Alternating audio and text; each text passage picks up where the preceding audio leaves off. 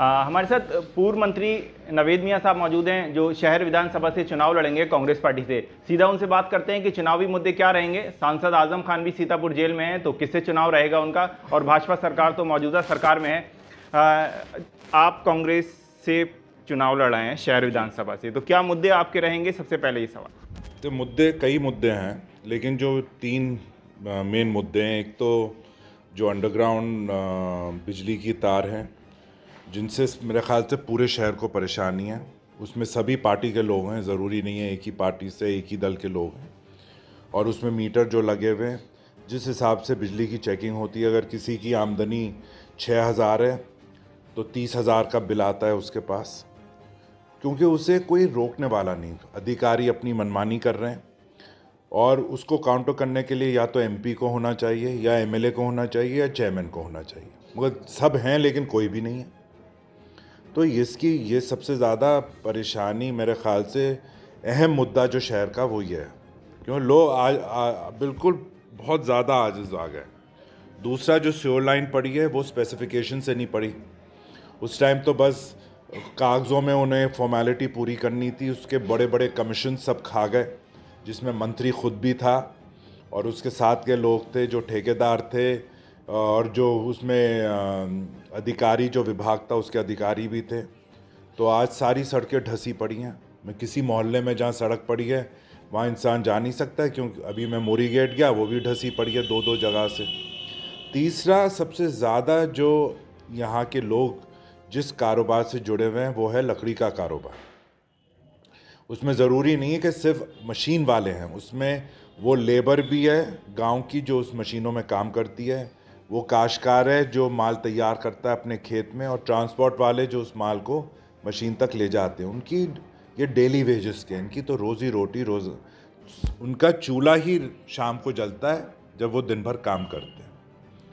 तो ये सारे लोग इस कारोबार से जुड़े हुए हैं। जब जब आज़म आया, जब जब वो ताकत में आया, उसकी पार्टी आई, सबसे पहले उसने लकड़ी का कारोबार पे रुकावट डाली।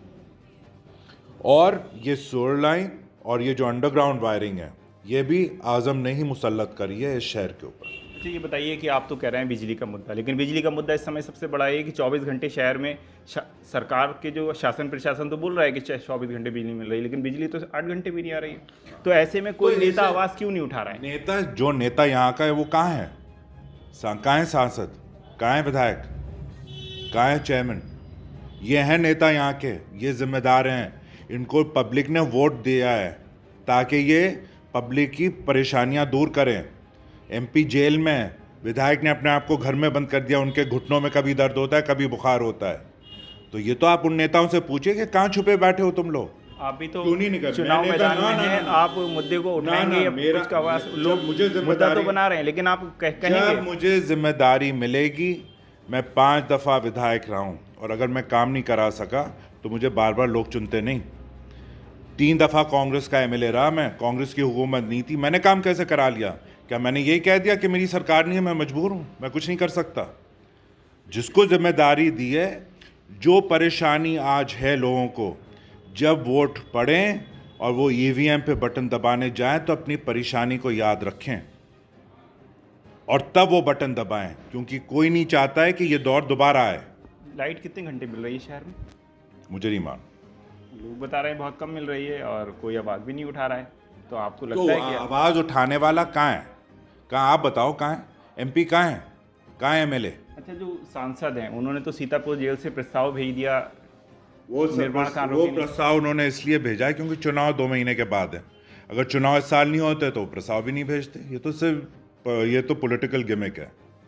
जो विधायक हैं उन्होंने भी 52 शायद प्रस्ताव दिए, वो भी अब नींद से सो के उठी हैं, उन्हें भी पहले नहीं पता था कि वो विधायक भी हैं। ये आप बताइए, इतना बड़ा यहाँ सैलाब आया, हमारे बुजुर्गों का जो बनाया हुआ बंदा था उसने पूरे शहर को बचाया है। आज़म ने यहाँ क्या बनाया जिससे सैलाब से शहर बच जाता? और जो बंदे के दूसरी तरफ लोगों ने घर बनाए थे वो सब ढह गए, वहाँ जानवर जो बंधे थे वो मर गए। उन जानवरों के मुआवजे के लिए क्या विधायक निकली घर से देखने के लिए कौन जिंदा है कौन मर गया? ये किसका काम है? ये एमएलए का काम होता है क्या? वो निकली? एनआरसी में इतने लोग, फर्जी लोग जेल गए, उन पे मुकदमे दर्ज हुए। एक दफ़ा भी क्या यहाँ की एमएलए ने मुंह खोला अपना? वो तो घर में है, शहर में ही रहती हैं। कभी प्रेस नोट भेजा, कभी मुंह खोला, कभी डीएम से मिली, कमिश्नर से मिली, आईजी से। मैं कह रहा हूँ कोई काम नहीं होता क्योंकि वो दूसरी पार्टी की है, लेकिन कभी विजिबिलिटी थी क्या? मुख्यमंत्री को आवेदन दिया, मुख्य सचिव को एप्लीकेशन दिया कि ये फर्जी हो रहा है। लोगों को इस चीज़ का तो एहसास होता है कि हमारे चुने हुए नुमाइंदे हमारे साथ खड़े हैं। कहाँ हैं वो? ये बताइए कि आप डोर टू डोर जा रहे हैं, पहले तो स्वार्थ से विधायक डोर टू रहे डोर कई में बार, नहीं जा रहा। तो अब क्या चुनाव के माने जा डोर रहे टू हैं? डोर में नहीं जा रहा हूँ। ये घर हमारा पुराना घर है, हमारे ख़ानदान से वाबस्ता है ये घर। मैं सब उन लोगों के पास जा रहा हूँ जो हमारे घर से जुड़े हुए। मैं कभी यहाँ से, ये मेरा पहला इलेक्शन है एमएलए का, मैं कभी यहाँ से इलेक्शन नहीं लड़ा। मेरी जो विधानसभाएं थी, ज़्यादातर मेरा वक्त वहीं रहता था। तो अब जब मैं यहाँ से लड़ रहा हूँ तो मैं उन लोगों को टच करूँगा, उनसे मिलूँगा। तो दूरियाँ जो बन गई थी, क्योंकि मेरी विधानसभा अलग थी, अब वो दूरियों को ख़त्म करना है इस तरीके से। क्या चर्चा चल रही है कि स्वार से हमजा मियां साहब दिख सकते हैं, तो कितना ठीक है ये? वो सही है, वो लड़ेंगे। तो कितना मजबूत मानेंगे वहाँ, वो तब आप ही की जगह पर पहुँचेंगे? देखिए, चुनाव तो चुनाव होता है। ममता बनर्जी अपनी विधानसभा हार गई, समझे? चौटाला भी हार गए और लालू भी हार गए। ये कोई गारंटी नहीं होती है कि कोई 8 दफ़ा जीतता हुआ आ रहा है तो वो हमेशा जीतता रहेगा, या कोई हारता हुआ आ रहा है तो वो हमेशा हारेगा।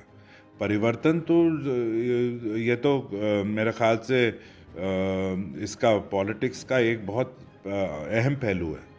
जब तक परिवर्तन नहीं होगा तब तक तो मुझे नहीं लगता है लोगों को किसी तरह का कोई फ़ायदा होगा। तो महिलाओं की बात कर रही है कांग्रेस की, अब की बार महिलाओं को भी टिकट दिया जाएगा, तो क्या लगता है महिलाओं को मिलना चाहिए टिकट? नहीं, जब कांग्रेस कह रही है कि जितना 40% जो महिलाओं को वो देंगे, प्रतिशत वो 40% देंगे, तो टिकट उस हिसाब से बांटेंगे। मुख्यमंत्री जी ने भी लैपटॉप वगैरह दिए हैं, इधर कांग्रेस भी कह रही है, तो महिलाओं पे सियासत नहीं शुरू हो गई है? महिलाएं तो अहम रोल होती हैं। हर कामयाब मर्द के पीछे एक महिला का हाथ होता है। ये तो अब से क्या, ये तो जब से दुनिया कायम हुई है तब से यही है। महिलाएं सुरक्षित हैं इस भाजपा सरकार में? ये मेरे ख्याल से ये बात आप यहाँ आम आदमी से पूछिए, वो बेहतर रहेगा, क्योंकि वो ही आपको सही। मैं कुछ कहूँगा तो आप कहेंगे अरे ये तो अब क्योंकि चुनाव लड़ रहे हैं तो ये उस तरीके की बातें कर रहे हैं। ये तो आपको लोग बताएंगे। लेकिन हाँ, ये कह सकता हूँ, मैं ये कह सकता हूँ, इस सरकार ने किसी मुसलमानों के कब्रिस्तान को नहीं खोदा। इस सरकार ने किसी मदरसे के ऊपर बुलडोज़र नहीं चलाया।